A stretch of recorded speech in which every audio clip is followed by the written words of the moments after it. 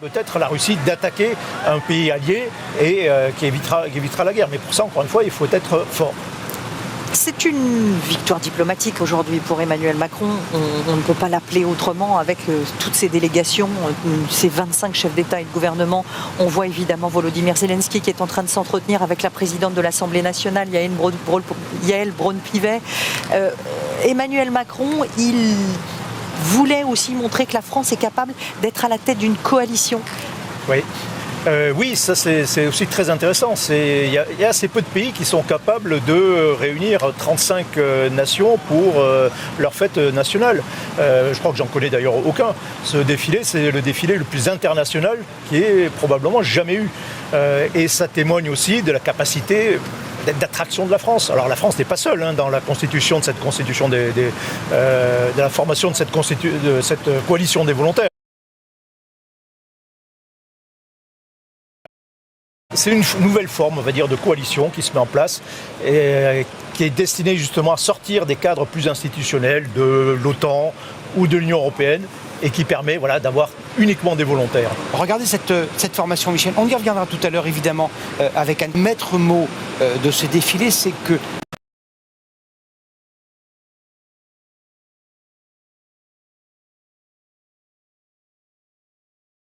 prennent conscience qu'en fait, ce qui défile est par ordre logique en cas de conflit. Il y a l'avant, il y a le génie, il y a l'infanterie, il y a la logistique. C'est ça, cette logique presque visuelle qu'il faut restituer. Oui, on veut montrer à tout prix le côté opérationnel en tenue de combat et un défileront d'une certaine façon dans l'ordre d'entrée sur un théâtre d'opération. Ce sera d'ailleurs la même chose pour nos avions. Et donc ce cadre-là, ce sont d'abord les unités qui vont au contact, qui vont au choc. Ce sont celles d'ailleurs qui subissent généralement le plus de pertes, qui sont mises en avant, les fantassins pour l'armée de terre, les fantassins, les chars, les hélicoptères de combat. Et puis derrière eux, avec eux, les unités dites d'appui qui sont là pour leur faciliter le travail ou pour attaquer l'ennemi de manière peut-être plus indirecte, à plus longue portée. Et enfin, derrière eux, ceux sans qui rien n'est possible. C'était ce qu'on appelle en termes militaires le soutien. C'est tous ceux qui vont permettre de durer, les logisticiens, les médecins, ce qui vont permettre de fonctionner et de durer. Donc on va s'organiser dans ce défilé selon un ordre l'ordre du champ de bataille. On voit en bas à gauche Mark Rutte, secrétaire général de l'OTAN. C'est très important aussi que l'OTAN soit présent. Aujourd'hui, les États-Unis ne sont pas là, mais l'OTAN est là. Oui, l'OTAN, l'Union européenne sont là. Encore une fois, la France ne renie absolument pas ses alliances, bien au contraire. Et la France, je le rappelle, est quand même rentrée depuis un certain temps complètement dans le commandement intégré de l'OTAN, et elle y reste fidèle. Si tous ces engagements dont on parle, quand on va montrer par exemple les forces françaises qui sont déployées en Roumanie ou en Estonie, tout là ça se fait dans le cadre de l'OTAN, de cette alliance dans laquelle nous sommes pleinement intégrés. Et en même temps, il faut parfois être capable d'agir autrement que dans cette structure, et c'est le principe de la coalition des volontaires. Pardon Michel, question que tous les téléspectateurs doivent se poser. La France, Emmanuel Macron, a-t-elle invité les États-Unis aujourd'hui ? C'est une bonne question. Je n'ai pas la réponse. Le Bristol a-t-il été envoyé, ou est-ce un long message qui veut dire nous sommes grands, les enfants ont grandi, ils sont membres de l'OTAN. Après I'm the boss du G7 à Evian, je pense que personne parmi les invités de la tribune n'avait très envie d'entendre Donald Trump dire ce matin « Je suis le boss, je suis le patron ». Non, mais très certainement, il a montré que, écoutez, effectivement, on peut se passer des États-Unis. D'ailleurs, il faudra très certainement être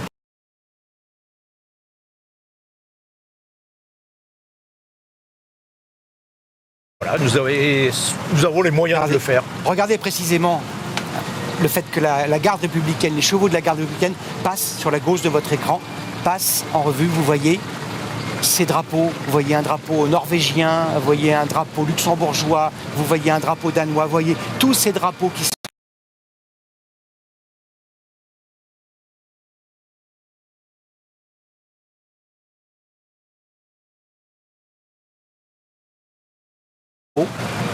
tous d'accord au moins sur un point. Certains de ces pays sont dirigés par des chrétiens démocrates, d'autres par des socialistes, d'autres sont des monarchies parlementaires. Ils ne sont pas toujours d'accord dans les forums internationaux sur l'économie, sur les intérêts des uns et des autres, sur le protectionnisme, le libéralisme. Mais il y a un plus petit commun dénominateur, c'est la protection de l'Ukraine une fois, de manière hypothétique, une fois que le conflit aura pris fin en Ukraine par un cessez-le-feu ou par tout autre moyen, afin que la Russie ne puisse pas revenir à nouveau agresser l'Ukraine. C'est ça, Michel? Oui, bien sûr, l'Ukraine, c'est l'objet de cette coalition des volontaires. Alors d'abord, continuellement, hein, c'est-à-dire que nous, cette coalition aide l'Ukraine tous les jours. Et en même temps, c'est une manière de garantir à l'Ukraine des garanties, de lui offrir des garanties de sécurité pour la suite, pour l'après-guerre d'une certaine façon. Donc ce que l'on dit très clairement, c'est voilà, nous serons à vos côtés, y compris peut-être avec, certainement d'ailleurs avec des troupes sur place en Ukraine pour défendre le sol ukrainien de la même façon que nous avons des troupes en Estonie, comme je l'évoquais tout à l'heure, ou en Roumanie. Ce sera sensiblement le même principe, mais c'est hors du cadre de l'OTAN, parce que l'OTAN, c'était pas possible de le faire dans ce cadre pour l'Ukraine. Oui, les Russes sont déjà fâchés par la coalition des volontaires. Oui, déjà, ça ne leur plaît pas. Alors, l'OTAN, c'était hors de question. Donc, c'était cette impossibilité. Et aussi hors du cadre de l'Union européenne, parce qu'il y a des pays qui pouvaient simplement opposer leur veto. Écoutez un instant la musique de la garde républicaine qui encage donc le président de la République. Vous voyez ce cheval un peu rétif à gauche. Sachez qu'il y a un vétérinaire, un responsable vétérinaire aujourd'hui qui est le garant du bien-être des chevaux. Parce que certes, les hommes et les femmes vont souffrir de cette chaleur, les chevaux aussi vont souffrir, ils souffrent. Sur le macadam, combien fait-il, Anne-Claire, sur le macadam? 40, 45? J'ai pas essayé de faire cuire un œuf tout à l'heure. Il fait très chaud, Gilles, mais... et donc il faut être attentif également à cela. Et vous voyez à gauche du président le gouverneur militaire de Paris qui est dans sa voiture. C'est lui qui a mis au point ce défilé, le général Mison, le président de la République, encagé, vous le disiez, au sein de la garde républicaine pour éviter que tout tireur qui serait éventuellement embusqué sur un toit puisse atteindre le président de la République. Ça n'est pas que de l'apparat. Il y a aussi derrière des considérations de sécurité. Ils sont là d'ailleurs, les tireurs, les snipers, pour employer un mauvais mot français. Il y en a. Ils sont sur les toits, ils veillent, ils ont sécurisé les endroits sensibles. Alors que, vous voyez, la garde républicaine va faire un virage sur la gauche. Voilà, c'est ce qu'on appelle la grande escorte. Vous voyez que tous les chevaux par escadron sont de la même couleur, portent la même robe. La robe à Alezon pour les premiers escadrons, la fanfare. Et deuxième escadron en arrière qui lui est de couleur brune. Et c'est assez magnifique de voir ces motos. Et les motos. Ces motos dernier modèle, les plus modernes, et ces chevaux qui incarnent évidemment la permanence de cette sécurité. Là aussi, il faut écouter de temps en temps le bruit des sabots des chevaux. Généralement, donc, que se dit-il? Certains estiment qu'il est content d'avoir été nommé chef d'état-major il y a quelque temps, de manière à ce qu'il puisse agir utilement, quoi qu'il arrive dans les mois et les années à venir.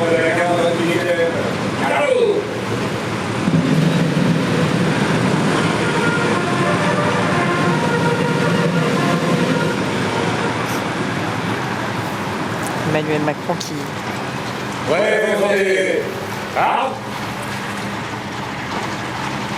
va donc être reçu par le Premier ministre et par la ministre des Armées, Catherine Vautrin.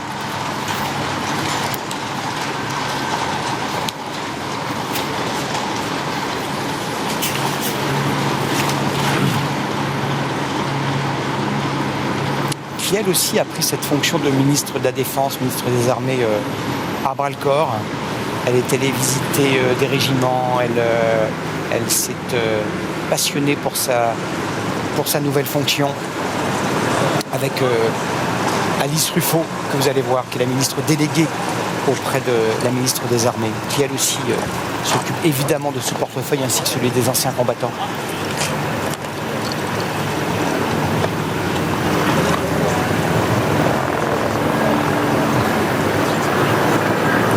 général Giraud, c'est le chef d'état-major particulier du président, donc qu'il côtoie absolument en permanence. C'est une fonction qui a été créée au moment de la mise en place de la dissuasion nucléaire. Donc l'état-major particulier, c'est quand même globalement pour mettre en œuvre, au départ en tout cas, pour mettre en œuvre l'arme nucléaire. Et lui-même fait de l'interface avec les trois armées, les trois états-majors de l'armée terre et de l'espace, de la marine, de l'armée terre. Est-ce qu'on va pouvoir entendre ces échanges avec tous les chefs d'état-major? C'est souvent passionnant, Anne-Claire. Hein. Tendons l'oreille.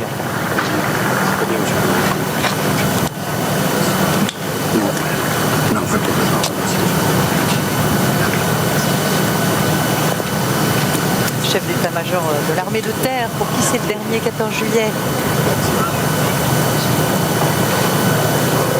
Il faut avoir Louis Film, c'est pas toujours très audible, alors qu'il se dit des choses intéressantes. Même si hier, il s'est dit des choses également à l'hôtel de Brienne, on en reparlera tout à l'heure. L'amiral Nicolas Vaujour, chef d'état-major de la marine, qui était avec nous ce matin.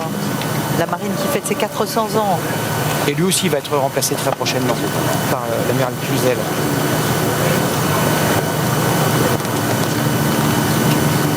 Général Jérôme Bélanger, chef d'état-major de l'armée de l'air et de l'espace. Depuis un peu moins de 2 ans. Oui, lui continue. Ah, mais vous le connaissez. Et le général Bonneau. Qui est venu sur le plateau du journal de TF1 après l'affaire Liana. Directeur général de la gendarmerie nationale. Il était extrêmement ému, il est venu défendre ses hommes, il est venu en rappeler le caractère humain et donc le cas échéant faillible. C'est la première fois qu'il venait dans un journal télévisé et je crois que sa présence a été a secoué beaucoup de téléspectateurs par sa franchise. Et puis, Loïc Mison. Le général Mison, gouverneur militaire de Paris, à qui l'on doit l'organisation de ce 14 juillet.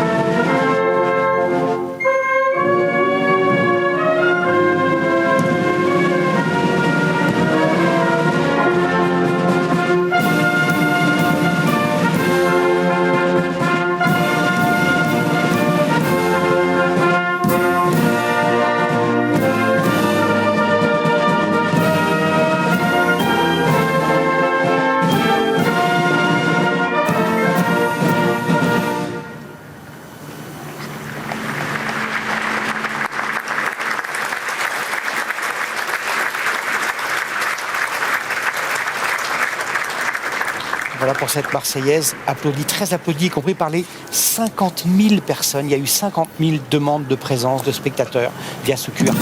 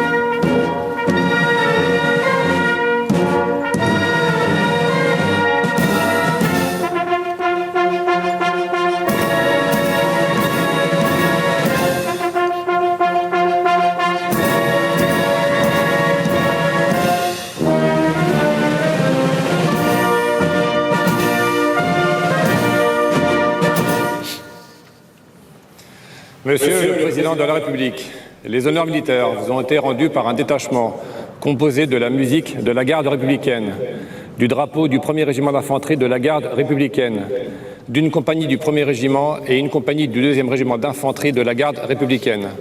L'ensemble est placé sous les ordres du colonel Richard Elliot, commandant le 1er régiment d'infanterie de la garde républicaine.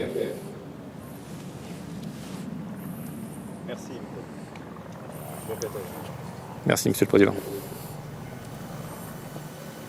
Conformément à la tradition, vous allez sans doute entendre leur vrombissement dans quelques secondes.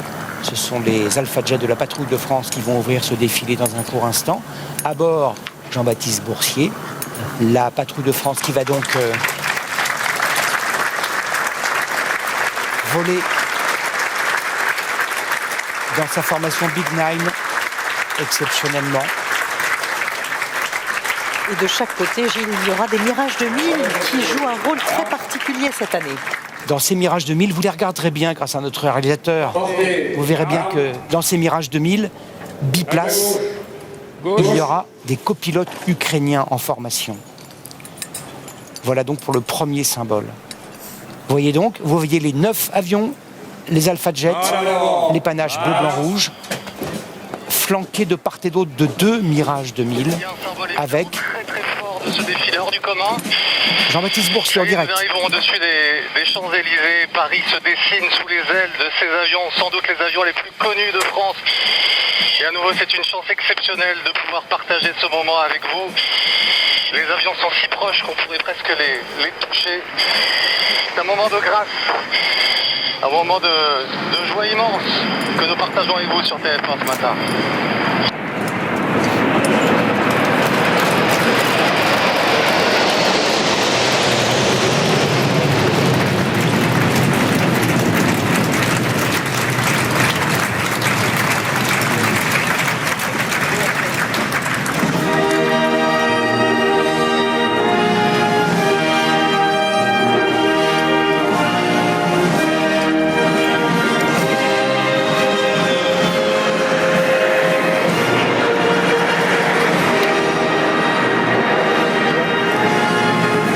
Maintenant, on voit les différentes missions en réalité des forces aériennes.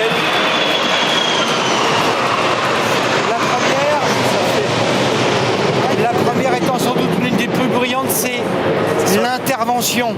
Voilà. Avec des avions de plusieurs types. Il y a vraiment, c'est le grand marché des avions. Il y a beaucoup d'avions de types différents, de pays différents, la Norvège, la Suède, la Grèce. Mais ce sont des avions de combat, c'est-à-dire que là, ce sont des avions qui sont destinés à pénétrer en force dans un ciel ennemi.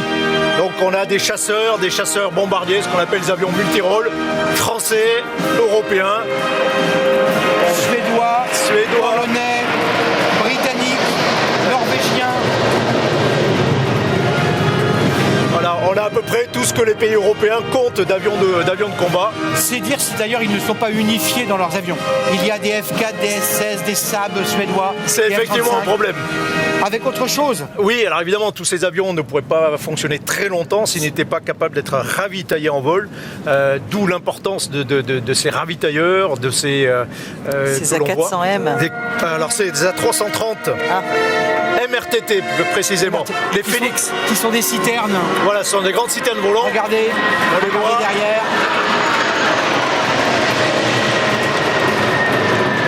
Vous voyez évidemment indispensable. Cet avion reconnaissable entre mille, avec cette pastille. Voilà. On n'aura pas la marque, ça ressemble à un bonbon que les enfants mangeaient il y a 20 ans. À l'intérieur, il y a évidemment un radar. C'est un radar. Et là aussi, c'est indispensable. De regarder le ciel en profondeur sur un rayon de plusieurs dizaines et centaines de mètres de kilomètres. Alors c'est un vieux serviteur, hein. La WAX, il sera bientôt remplacé par un modèle plus moderne, mais c'est également très indispensable aux opérations. Et là c'est plutôt pour montrer que notre ciel en fait est surveillé, protégé en permanence par ces types d'avions, par les avions de chasse qui étaient à côté de lui. Les forces aériennes stratégiques, Anne-Claire nous a montré cette séquence extraordinaire au sein d'un sous-marin nucléaire lanceur d'engins. La force aérienne stratégique, c'est donc celle qui a été voulue par le général de Gaulle, et qui donc est porteuse de l'arme nucléaire. Éventuellement, bien sûr. Donc tous ces avions que l'on voit avec leur ravitailleur là aussi sont capables de porter le missile air-sol moyenne portée. Ils sont capables de faire un raid sont capables de faire un raid de plusieurs milliers de kilomètres pour pénétrer dans n'importe quel ciel pour aller délivrer éventuellement cette arme nucléaire. Et je précise que ces appareils s'entraînent à cette mission très régulièrement, au moins 2 fois par an, c'est ce qu'on appelle les exercices poker. Vous voyez ces autres avions, voilà, vous le voyez. Et on va d'ailleurs retrouver dans un court instant nos envoyés très spécial, Margot Haddad. Oui, alors là c'est l'aéronaval maintenant qui est à l'honneur. Ce sont des Rafales également, mais ce sont des Rafales qui évoluent sur le porte-avions sur Charles de Gaulle et qui rentrent d'ailleurs juste de mission. Ils rentrent du Proche-Orient pour venir dans ce défilé. Ils sont accompagnés eux aussi d'un radar volant, un Hawkeye, plus petit qu'un AWACS, mais qui peut se poser et décoller d'un porte-avions, également très important. Maintenant, on a une autre mission des forces aériennes, c'est le renseignement, la surveillance. Donc là, on a un petit peu le panel de tout ce qui est, de tous les moyens disponibles pour surveiller le ciel en dehors des AWACS. Les Rafales sont des avions tellement polyvalents qu'ils peuvent également assurer cette mission de renseignement. Mais on a aussi également... Ah bah les voilà. Les voilà mes A400M. Je savais bien qu'il y en avait quelques-uns. Voilà, d'abord on voit d'abord des avions encore de renseignement, des avions à hélice qui sont chargés de surveiller le ciel. Et regardez, Margot Haddad, et Margot. La soute, je sais que ce n'est pas le terme technique, mais enfin, la rampe arrière est ouverte. Margot Haddad est là, elle a fait ce vol exceptionnel en notre compagnie. Elle est à bord d'un A400M, un Atlas. C'est l'appareil de base de transport de l'armée de l'air et de l'espace. C'est ce qui permet de porter à peu près une quarantaine de tonnes à grande distance. Au-dessus de cette extraordinaire perspective, le quartier des affaires de la Défense, l'avenue Foch, l'Arc de Triomphe, et juste au-dessus de nous, elle va passer au-dessus de nous à 300-320 mètres d'altitude, à 500 km/h. Elle va passer au-dessus de nous, juste au-dessus de la tribune officielle dans un instant dans la 400M. Qu'est-ce qu'on peut mettre dans un tel avion, Michel? On peut mettre tout, à peu près tout, des bateaux. On peut mettre 40 tonnes, on peut mettre des véhicules, on peut mettre des hommes, tout simplement. On peut les porter des soldats, plus d'une centaine, des parachutistes éventuellement. Donc on peut faire beaucoup de choses. Il a eu une genèse compliquée, la 400M, parce que il était un peu compliqué. C'était une coproduction européenne, certains voulaient rajouter des options, c'était pas facile. C'est toujours un peu compliqué, effectivement. Et il a été un peu long à produire. Ah, on a entendu une bribe. On a entendu une bribe de son de Margot Haddad. Et derrière les A400M, on a un autre escadron qui est particulièrement intéressant puisque c'est un escadron franco-allemand. Là, c'est une unité complètement multinationale sur des C-130 Super Hercule, alors qui sont un peu moins gros que la 400M, qui portent un petit peu moins, mais qui peuvent se poser sur des pistes beaucoup plus courtes. Donc c'est particulièrement intéressant. Et comme je le disais, on a mis en commun, l'Allemagne et la France ont mis en commun tous leurs engins dans une escadron qui se trouve à Évreux. Et puis il y a du plus grand au plus petit, il y a l'énorme Hercule C-130 et il y a les petits CASA. Et derrière, les CASA, c'est des avions hélices. On les a vus à Mayotte après le cyclone Chido, on les a vus porter secours aux populations civiles, ils sont très utiles. C'est très précieux. Très rustique, atterrissage, décollage très court. Ils sont très précieux parce qu'ils peuvent décoller ou atterrir sur 500 mètres. Donc on peut les utiliser à peu près partout. Et ils sont très précieux pour tout ce qui est action d'urgence. Et on les retrouve notamment outre-mer, quasiment utilisés systématiquement. Alors regardez ces drapeaux qui arrivent. Ce sont les soldats des 35 délégations dont on vous a parlé. Je vous cite quelques pays, voilà, comme ça, pour vous montrer la diversité. Le Canada, la Croatie, le Danemark, la Moldavie, les Pays-Bas, le Portugal, l'Allemagne évidemment, l'Autriche, Belgique, Espagne, Finlande, le Luxembourg, le Monténégro, l'Australie, la Nouvelle-Zélande qui a envoyé une personne pour la représenter. Ces hommes, ils sont habillés de façon différente, ils défilent normalement de façon différente. Certains sont plus lents, d'autres sont plus rapides. Et aujourd'hui, ils se sont mis au pas de la France, 120 pas par minute. Mais vous allez voir qu'ils vont garder leur identité propre. Ils sont issus des gardes d'honneur de ces pays, des forces spéciales parfois. Vous allez voir des forces spéciales, notamment de la Croatie. Ils sont issus de bataillons d'infanterie ou de représentations militaires qui sont présents déjà dans les ambassades en France. Oui, effectivement, c'est le cas de l'Australie par exemple. Ce sont des gens, du personnel de l'ambassade d'Australie à Paris. Alors ils n'ont pas tous le même jeu de bras, ni de tête. Oui, alors c'est très différent. Et d'ailleurs, je me dis que ça va être assez compliqué quand même de défiler en même temps. Mais il n'a jamais été envisagé d'uniformiser. On leur a juste dit, essayez peu ou prou de marcher à 120 pas minute, gardez vos uniformes, gardez le balancement des bras qui vous est propre, gardez vos uniformes. Mais regardez ça, ça n'est jamais arrivé, me semble-t-il, depuis plus de 50 ans sur les Champs-Élysées. On l'a dit, je pense qu'il faut le redire, ces pays sont dirigés par des gouvernements de droite, de gauche, de toutes obédiences, mais ils pensent que ce qui se passe sur le flanc oriental de l'Europe est important depuis 2014 et singulièrement depuis février 2022. Et que même en habitant Wellington en Nouvelle-Zélande, Canberra en Australie, c'est important. La garde royale du Danemark au milieu. Et ce groupe de 500 soldats se terminera avec la délégation la plus nombreuse, et c'est pas un hasard évidemment, la délégation ukrainienne avec 25 soldats ukrainiens. Ceux qui sont amateurs de football, aujourd'hui ils peuvent l'être, ont reconnu évidemment ce drapeau à droite. C'est la Croatie. Ce sont des forces spéciales de la police croate.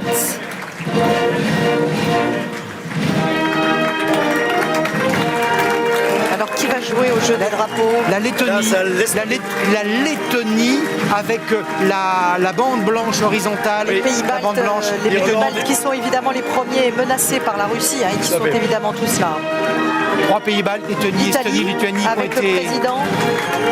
Les pays baltes ont été martyrisés par l'URSS et qui savent que le danger vient parfois de l'Est. Vous avez vu la délégation de Malte également. Bien sûr. Qui ne fait pas partie de la coalition des volontaires, mais qui a été invitée également. La République tchèque au milieu, vous la voyez. Il me semble qu'à droite, c'est le Portugal. On nous a dit aussi que les Grecs et les Britanniques étaient parmi les plus originaux, les plus exotiques. À gauche, la Slovénie à gauche de votre écran, issue de l'ex-Yougoslavie, avec le Monténégro. Et la République tchèque. Voilà, alors moi qui étais porte-drapeau, je note aussi la manière très différente de porter le drapeau, de présenter les honneurs. Michel, ça vaut au moins 20 secondes d'explication. Dites-nous, il y a 1001 manières de porter le drapeau. Oui, alors vous le portez devant, vous le portez verticalement. Là, on arrive maintenant. Les Belges, oui. L'Autriche. Aux délégations plus volumineuses, plus importantes. Et l'Allemagne à droite, me semble-t-il, oui. Alors plus précisément, la brigade franco-allemande. La brigade franco-allemande, c'est ça. Arrive ensuite l'Espagne, Chypre, la Bulgarie.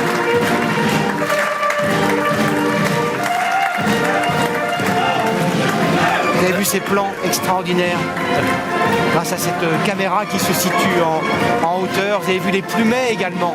Regardez un peu ces soldats. Certains n'ont jamais été en France, ils découvrent la France. Chypre, évidemment, la République de Chypre. La Hongrie, c'est intéressant, puisque des élections législatives ont eu lieu il y a quelque temps. La majorité a changé. L'ancien Premier ministre, qui était plutôt russophile et plutôt europhobe, a dû partir. Il a été remplacé par un autre, M. Magyar, qui lui s'est rapproché de l'Europe.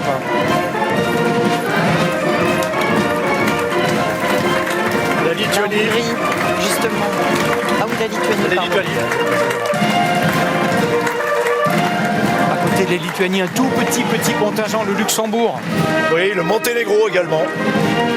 En rouge. À gauche, le Monténégro. Et puis, voilà, que l'on voit à l'image. Et puis je pense qu'ils vont être très applaudis parce qu'après il y a les Britanniques. Rien ne les obligeait à être ici. Exactement. Ils ne sont pas membres, ils ne sont plus membres, pardonnez-moi, de l'Union européenne. Ils ont un siège permanent au Conseil de sécurité des Nations Unies. Ils ont l'arme nucléaire. Ils arrivent ici avec les bearskins, les poils d'ours, indispensables par ce frima aujourd'hui. Keir Starmer qui applaudit ces troupes britanniques. Lui qui était à l'origine, on le redit, de cette coalition des volontaires avec la France. Ils sont très très applaudis, les Britanniques.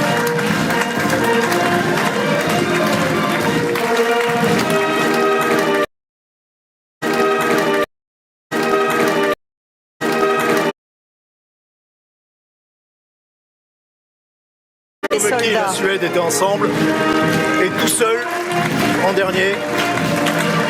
Il me semble, Michel, que le contingent maximum derrière ces porte-drapeaux avait été fixé à 25. Et je pense que l'Ukraine est à 25. Et écoutons ces soldats qui vont sûrement être très applaudis.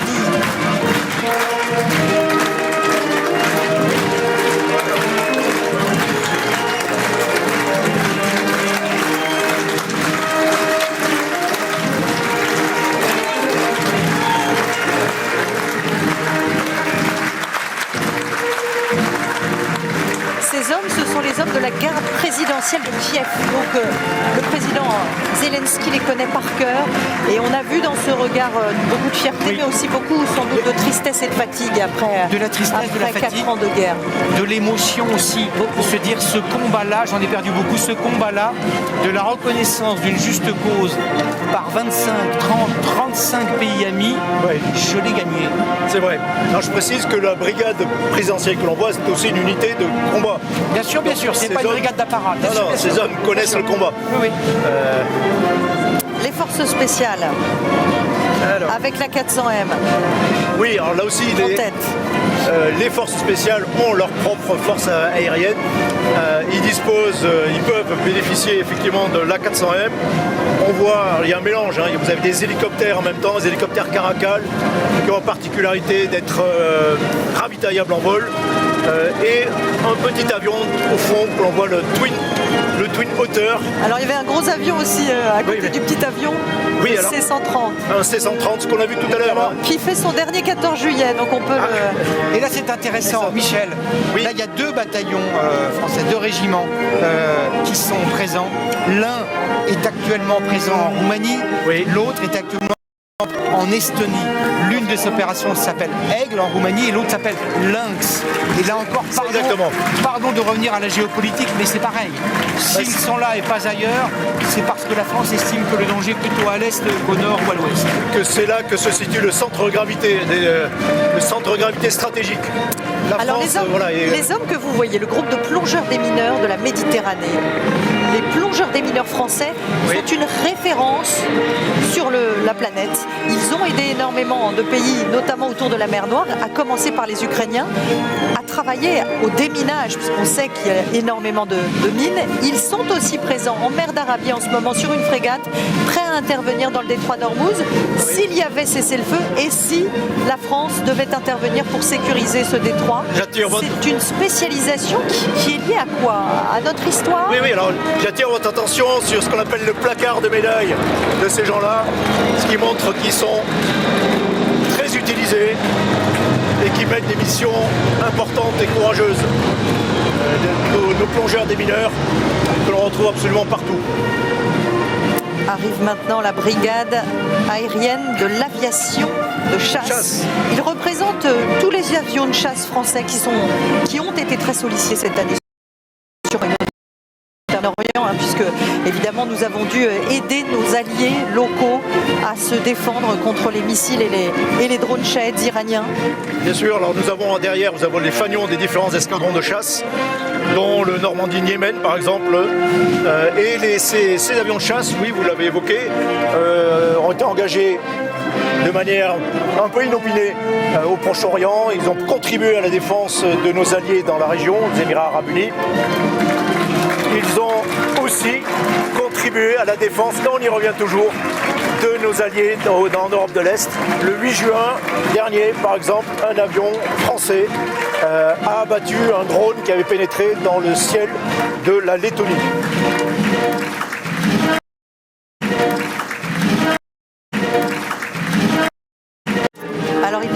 dire où on a des bases au Moyen-Orient, mais il paraît qu'on en a une en Jordanie. On en a officiellement une à Abu Dhabi. Oui. Et à Abu Dhabi. Et on en a constitué une en Jordanie, effectivement. Au départ. Depuis des années, hein, on en Oui, parle, c'était pour lutter contre l'État islamique en Je réalité. ne trahis pas de secret. Regardez, le général Santeny. Alors là, mon cher Michel, je suis un peu disqualifié pour parler parce que vous avez fait l'école de guerre avec ce militaire. Donc vous le connaissez bien, je me trompe ou pas? Oui, je le connais bien sûr.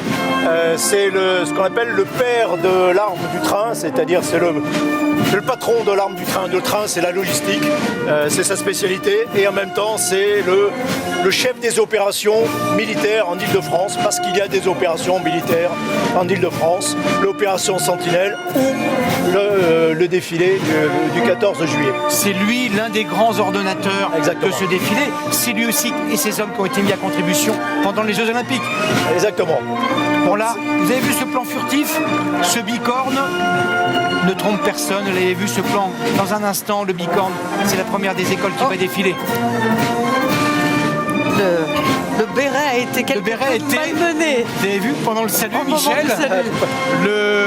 Mais le béret le soldat ne bouge pas. ne bouge pas. La Imperturbable. moustache est restée impeccable. Je ne suis pas sûr que le soldat voit vraiment ce qui se passe devant lui. Le béret. Et C'est une tarte. Voilà l'école polytechnique. Faut-il la présenter? Tout le monde la connaît dès qu'il défile avec le bicorne dans ce sens-là. Elle a été créée. Alors on se trompe quelquefois en pensant que c'est une école qui a toujours été militaire. En fait, pendant une dizaine d'années, 1794-1804, c'était l'école d'ingénieurs civils. Exactement. Bonaparte, Napoléon arrivent et en fait une école d'ingénieurs militaires. D'où d'ailleurs le surnom de X apporté des polytechniciens. En fait, le X, ce sont deux canons croisés. À un moment où l'école est devenue militaire et qui a fourni des générations entières d'officiers, d'artillerie ou de génie, ce qu'on appelait les armes savantes. Et puis aussi quelques grands commis d'État, Valéry Giscard d'Estaing, des polytechniques, Elisabeth Borne également l'a fait. Un point peut-être pour rappeler que nos téléspectateurs se demandent peut-être, en fait, cette école militaire forme-t-elle beaucoup de militaires? La réponse est non. Beaucoup moins, entre 5 et 10% d'une promotion vont faire une carrière militaire. C'est maintenant une école de cadres de la République, de cadres d'élite. Juste un petit mot, j'adore leur devise.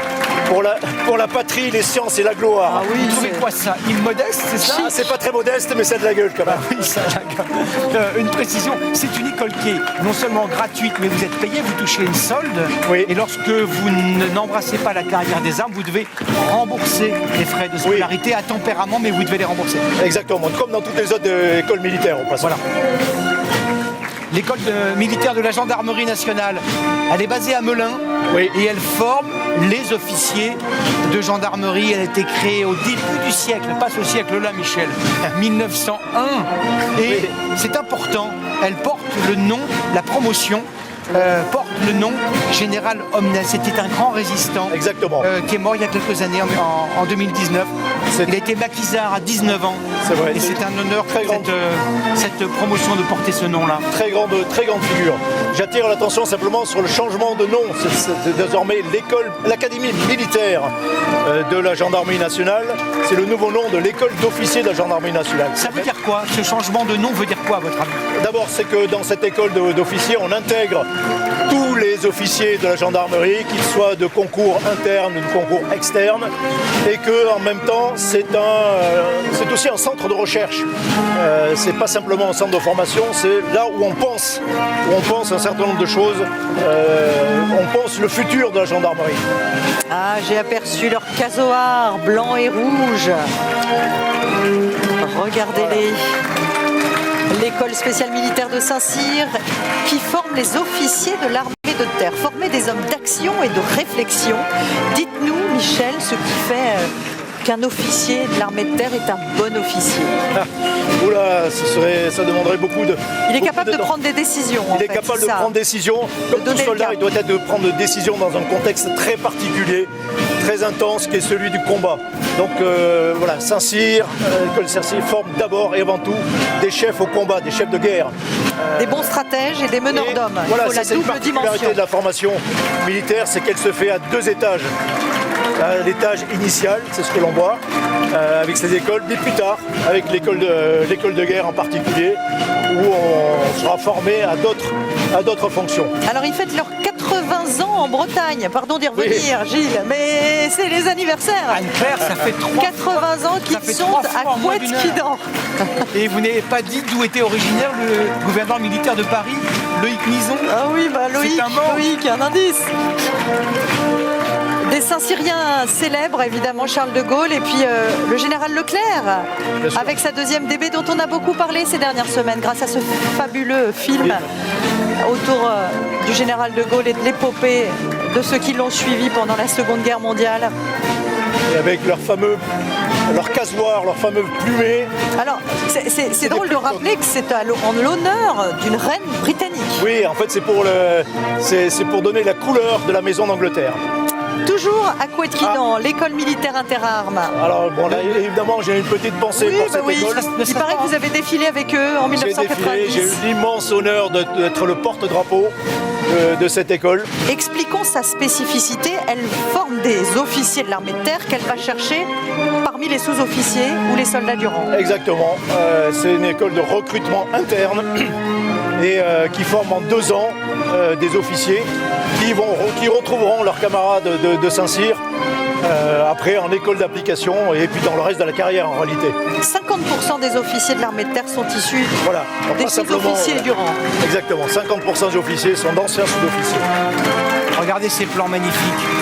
Regardez comme ils sont extraordinaires. Là aussi, ce sont des plans que nous n'avons jamais vus. Grâce à une nouvelle caméra qui permet de surplomber ce défilé et de nous offrir des images extraordinaires. Regardez ça. La tribune officielle. La tribune officielle. La tribune officielle. Mais où est donc situé Couët-Quidan Dans le Morbihan. Incroyable.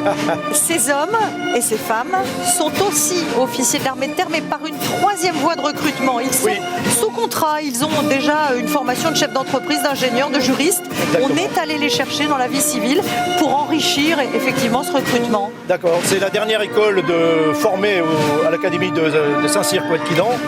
C'est l'école militaire des aspirants de Couët-Quidan, l'EMAC, qui a adopté une tenue bleu horizon en hommage à la tenue des poilus, plus particulièrement des 27 000 officiers de réserve qui sont morts pendant la Première Guerre mondiale. C'est important d'aller chercher à l'extérieur, en dehors de l'armée, pour avoir des bons officiers qui voient peut-être les choses de façon un peu différente. Exactement. Là, vous avez des gens qui viennent un peu de partout, qui ont des formations très différentes, qui signent un contrat pour faire de l'encadrement, comme les autres officiers des écoles précédentes, mais également des spécialistes. Il y a des juristes, des ingénieurs, des communicants, des informaticiens, des pilotes aussi. Donc ce sont des officiers qui sont indispensables. La moitié des officiers de l'armée de terre sont des officiers sous contrat. Devant la prochaine école. Et on salue les musiques de l'armée, puisque vous savez qu'il n'y a rien d'enregistré le jour du 14 juillet. Les musiques de l'armée se relaient, parce que c'est évidemment impossible de jouer pendant 2 heures, et donc bravo à eux. Partons très très très loin du Morbihan, Anne-Claire, allons dans le Finistère. À Lanvéoc-Poulmic. Et oui, parce que l'école navale, Anne-Claire, j'ai une question pour vous. Où est donc basée l'école navale si ce n'est en Bretagne? Nulle part ailleurs. Il y a quelques marins à Toulon, on m'a dit. Mais... Fondée en 1830, elle forme les officiers de la Marine nationale. Ça dure 3 ans. Et puis dans nos souvenirs d'enfance, vous vous souvenez de ce tour du monde que faisaient les élèves officiers sur la vénérable Jeanne d'Arc, porte-hélicoptère, qui a été mise à la retraite il y a une quinzaine d'années, je crois. Exactement, mais le voyage se poursuit. Et ça s'appelle toujours la mission Jeanne d'Arc. Ça s'appelle toujours la mission Jeanne d'Arc, qui se fait sur un porte-hélicoptère ou sur des frégates, mais qui se fait toujours. Donc oui, ce sont tous les officiers c'est l'école de formation des officiers de la Marine nationale, qui elle mélange les officiers issus de concours externes, on va le dire, issus du corps des officiers mariniers. Et à nouveau ces plans extraordinaires que nous n'avions jamais vus, ces plans du zénith, regardez-les. On voit à quel point les répétitions ont porté leurs fruits. Regardez la perfection de ce pas. C'est très difficile. Cette caméra qui tourne et on se met du côté des spectateurs, des 50 000 spectateurs de part et d'autre des Champs-Élysées qui regardent donc ceux qui défilent. Et et la tribune présidentielle qui applaudit très, très chaleureusement sous une chaleur assez intense ces élèves officiers qui précède une autre école très brillante, l'école de l'air et de l'espace. C'est appelé l'école de l'air et de l'espace, qui est à Salon de Provence. Oui. J'y étais il y a quelques temps avec les champions du monde de la voltige, l'équipe de France de voltige, et ils partagent cette même base. Et c'est là que j'ai appris, soyons honnêtes, je l'ai appris en toute humilité, que les premiers pas que font ces élèves qui un jour piloteront des Rafales, des A400M, des fois en planeur. Les premières leçons se font en vol à voile. Ils décollent et on apprend l'aérologie, on apprend le ciel, on apprend cela. Donc à l'école de l'air et de l'espace, qui permet d'aller beaucoup plus loin. Anne-Claire, vous avez discuté avec elle, c'était merveilleux dans votre journal. Sophie Anneau, dans l'ISS, elle a fait l'école de l'air et de l'espace. Quel tremplin, quel tremplin! J'attire votre attention sur la fourragère que portent tous ces élèves officiers, la fourragère verte et noire de l'Ordre de la Libération, pour le rôle joué par cette école et par les aviateurs dans la France libre. Alors ils sont moins nombreux mais pas moins utiles. L'École nationale supérieure de techniques avancées, sous la tutelle de la DGA, la Direction générale de l'armement. C'est un corps d'ingénieurs militaires qui permettent à l'armée française de s'adapter aux innovations nécessaires à la modernité. On y parle de blindage, de drones, de futurs missiles, de futurs sous-marins, de futurs porte-avions. Ce sont des ingénieurs spécialisés dans toutes les technologies militaires. En réalité, il y a deux écoles. Il y a l'école de Brest, encore une fois, qui forme véritablement les ingénieurs de l'armement. Et puis il y a l'école de Paris-Palaiseau qui est colocalisée en réalité avec Polytechnique et qui est l'année d'application des polytechniciens. C'est-à-dire que certains de nos polytechniciens font leur troisième année dans cette école spécialisée dans l'ingénierie d'armement. Ces hommes et ces femmes travaillent sur le très long terme, Michel. Oui. C'est ça, c'est des programmes qui durent des années. Bien sûr, c'est-à-dire que les programmes militaires maintenant sont industriels, sont tellement complexes qu'on a besoin de spécialistes et qui géreront tous ces programmes sur la très longue durée. Avec une grosse dimension cyber. L'école des commissaires des armées. On n'est pas grand-chose quand on est soldat, quand on n'a pas d'habits, pas de nourriture, pas de logement. Voilà, là défilent ceux qui nous nourrissent, généralement bien, ceux qui nous habillent, de mieux en mieux, on va le dire comme ça, mais surtout ceux qui nous payent. Ah oui. Ceux qui nous soldent, et là pour le coup c'est généralement pas assez. Mais voilà, c'est évidemment tous ces gens-là sont essentiels au fonctionnement des armées. C'est les intendants de l'armée, voilà les commissaires. Aussi des transports, enfin absolument tout. Ils assurent tout, ce sont que ceux qui assurent les cordons de la bourse, qui tiennent les cordons de la bourse. Ce sont les conseillers légaux, financiers du commandement. Et c'est ceux qui assurent notre logistique de base, je dirais.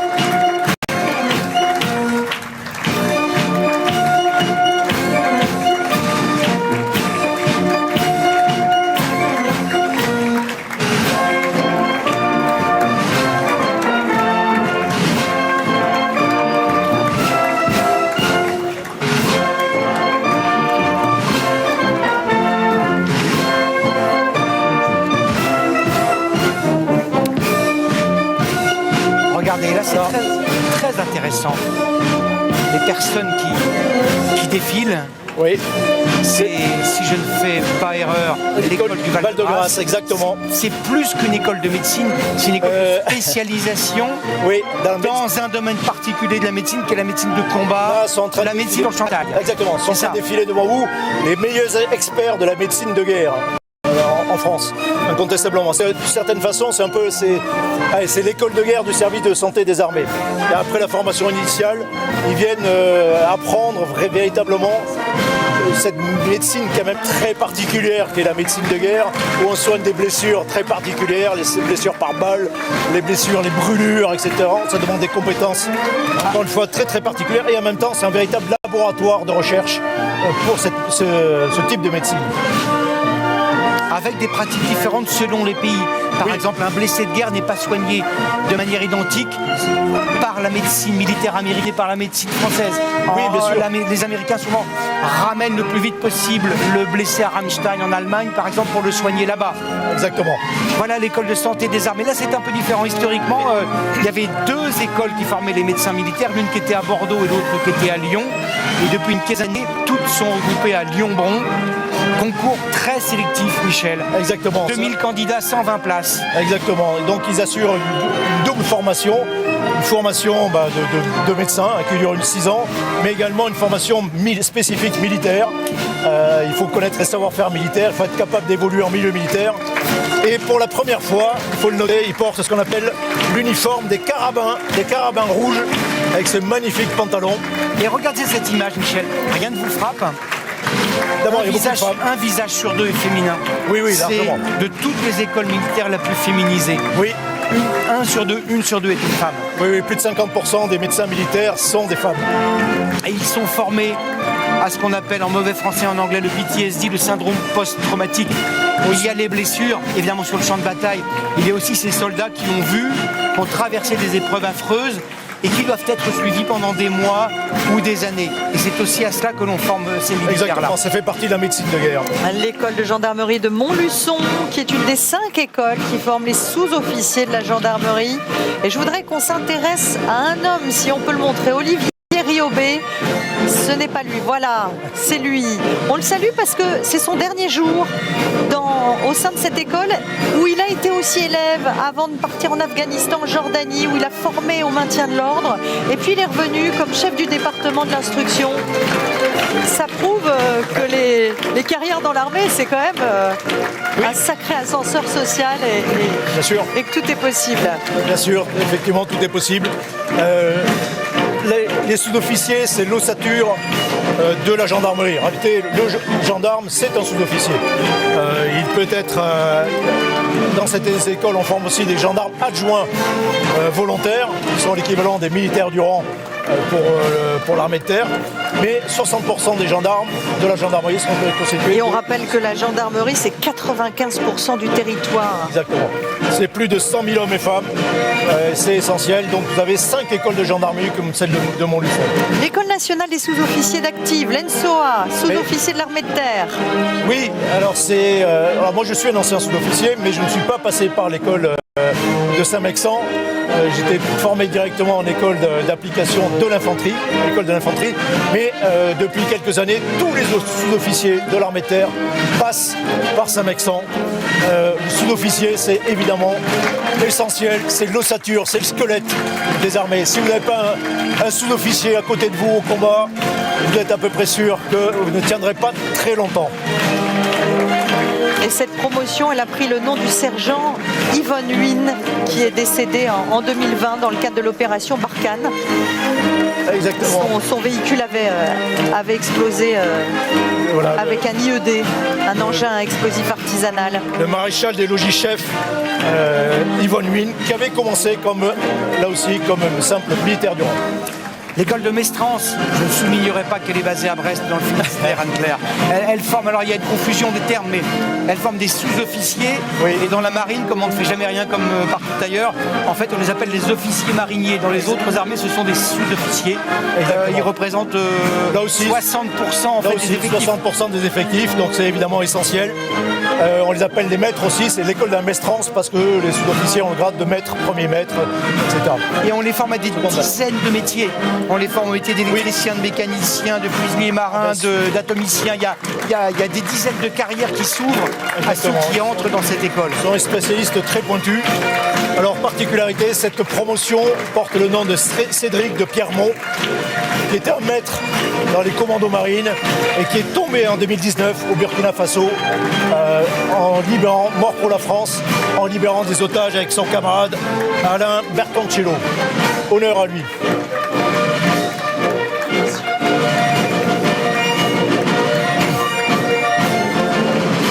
Autre école de sous-officiers que vous allez voir apparaître, l'école de formation des sous-officiers de l'armée de l'air et de l'espace. Elle est basée à Rochefort, en Charente-Maritime.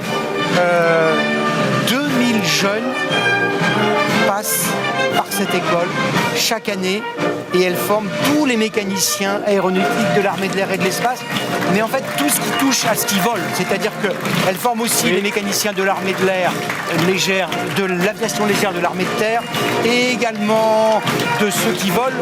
Exactement. Toutes les tenues différentes que vous voyez dans la troupe. Voilà. Il y avait aussi des terriens de la LAT, de l'aviation légère, de l'armée de terre, des hélicoptères. De l'aéronaval. Les marins, de l'aéronaval, etc. Mais au départ, Rochefort, c'est l'école de formation de tous les sous-officiers de l'école de l'air et de l'espace. L'école du personnel paramédical des armées, on évoquait les médecins tout à l'heure, là ce sont les infirmiers et les aides-soignants militaires qui forment aussi les infirmiers des pompiers et de la Légion étrangère, les infirmiers qui seront parmi les premiers sans doute à intervenir sur un champ de bataille, et l'idée c'est évidemment de garder son sang-froid, c'est de prodiguer les premiers soins qui vont donner aux soldats blessés ce surplus de chances de survivre si jamais. Exactement. Bien sûr, là aussi ce sont nos anges gardiens. Vous notez là aussi qu'ils portent des tenues différentes, des tenues de pompiers, tenues de la Légion étrangère. Ils sont formés en 3 ans, formation médicale, mais en même temps évidemment formation militaire. Parce que comme vous l'avez souligné, Anne-Claire, ils doivent être capables d'intervenir sous le feu. J'ai quand même quelques exemples en tête où ils doivent être capables d'aller chercher des blessés de guerre alors que le combat continue. On a diffusé il y a quelques jours un reportage sur leur formation sur le terrain et sur leurs entraînements avec des procédures évidemment qui sont établies avec un lien en permanence avec les médecins par la radio. Mais quand il faut poser un garrot sur quelqu'un qui vient de perdre sa jambe, ça ne doit pas être évident. L'école militaire préparatoire technique de Bourges, vous avez beaucoup d'admiration pour ces jeunes sous-officiers qui sont spécialistes dans les armes techniques et qui entrent dès l'âge de 16 ans et qui peuvent passer des bacs, des BTS. Mais pourquoi vous avez tant d'admiration pour eux? On les appelle les chirurgiens de l'acier parce que ce sont des gens qui sont très pointus techniquement. Quand vous savez que vous avez, alors à l'époque l'école était à Issoire, maintenant elle est à Bourges. Quand vous savez que vous avez un sous-officier qui est sorti de cette école, voilà, j'ai une petite affection pour, par exemple, le souvenir du sergent-chef Gontran qui était issu de cette école depuis l'âge de 16 ans et qui était véritablement un sauveur, qui m'a sauvé un certain nombre de fois lorsque mon engin blindé était en panne dans les conditions les plus difficiles. Merci à lui, merci à eux. J'espère qu'ils regardent le 14 juillet. J'espère aussi. Regardez, c'est très intéressant quand on parle de vocation des métiers militaires. L'école des matelots basée à Saint-Mandrier et également à Châteauguay, c'est la première fois qu'ils défilent. Ils sont tout jeunes, certains n'ont que 18 ans. Et voilà, c'est l'école de tous les jeunes qui s'engagent dans la marine, Michel. Exactement, ce sont les militaires du rang de la marine. Il y a 2 mois, aucun d'entre eux n'était militaire. Il y a 2 mois, ils étaient tous civils. C'est ça. On sent qu'ils sont contents d'être là d'ailleurs. Ils débutent dans la carrière. Exactement, ils débutent par un défilé. Dans leurs ennemis, ils n'y seront plus. Ils débutent par un défilé, c'est magnifique pour eux. Voilà, ils connaissent 7 semaines de formation avant de rejoindre les différentes spécialités dans la marine. Le gouverneur militaire de Paris. Alors là, encore plus jeune, l'école des Mousses. Oui. À Brest, dans le Finistère. À Brest, dans le Finistère. Où avais-je l'esprit? J'ai oublié de le mentionner. Certains de ceux qui défilent ont 16 ans. On intègre cette école sans condition de diplôme, ça dure 10 mois. Et alors, je cherchais dans les archives, c'est écrit en 1856, Napoléon III. Et à l'époque, c'était des fils de marins sans grade, des fils d'ouvriers. Et on les prenait à l'âge de 13 ans. C'était vraiment des moussaillons de 13 ans à 15 ans à qui on apprenait les rudiments des métiers de la marine. Bien sûr, il y a une dimension sociale dans cette école qui est évidemment très intéressante. Donc on s'engage très jeune. Vous avez d'ailleurs le plus jeune défilant aujourd'hui se trouve au premier rang parmi les mousses. C'est une véritable institution dans la marine. C'est d'une certaine façon, il y a un côté un peu seconde chance, incontestablement. Mais voilà, donc c'est très belle institution. Et là, c'est l'équivalent pour l'armée de l'air et de l'espace. Là aussi, vous allez voir les visages sont très jeunes. Certains ont 16 ans, 17 ans. Ils ont deux fonctions sociales. Ils sont à la fois lycéens et militaires. Oui. Ils sont en première, en terminale. Ils vont passer un bac général ou un bac pro, c'est ça? C'est ça, c'est ce qu'on appelle les ARPET. Donc là aussi, c'est une institution. Ils passent le bac, comme n'importe quel lycéen. mais en même temps, ils ont une formation technique militaire. Et ce sont des gens comme ceux que j'évoquais pour l'armée de terre, hein, qui sont issus de Bourges, qui sont très précieux dans l'armée de l'air. On s'aperçoit d'ailleurs que ce sont ceux qui sont le plus fidèles à l'armée de l'air. Mais Michel, Harpette n'est pas péjoratif. Certainement pas. Certainement pas. Au contraire, au contraire. Parce qu'on parlera tout à l'heure des bigorneaux, donc j'ai 2 mots à vous dire là-dessus. D'accord. Non, il faut prononcer Harpette avec respect. Tout à fait.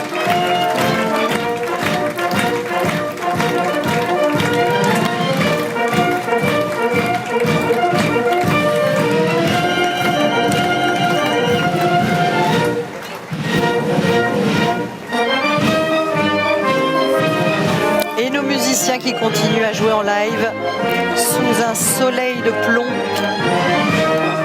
avec qui arrive la gendarmerie nationale, mais un régiment particulier, le premier régiment d'infanterie de la garde républicaine. Le premier régiment, c'est celui qui est au service du président de la République et de l'Élysée. Ce sont d'ailleurs les seuls à rendre les honneurs au président de la République, comme on l'a vu au début de ce défilé. On n'a pas l'habitude de les voir défiler en réalité, hein. C'est eux qui assurent les missions d'apparat, mais c'est peut-être oublié que ce sont aussi des unités opérationnelles. Vous avez à l'instant où je vous parle, vous avez des pelotons qui sont en intervention et qui sont prêts à partir en intervention n'importe où dans la région parisienne. Alors vous l'avez évoqué, il y a 2 régiments d'infanterie à la garde républicaine. Le 2e régiment va arriver tout à l'heure. Voilà, le premier est plutôt spécialisé dans la protection du président de la République, de l'Élysée et des résidences présidentielles.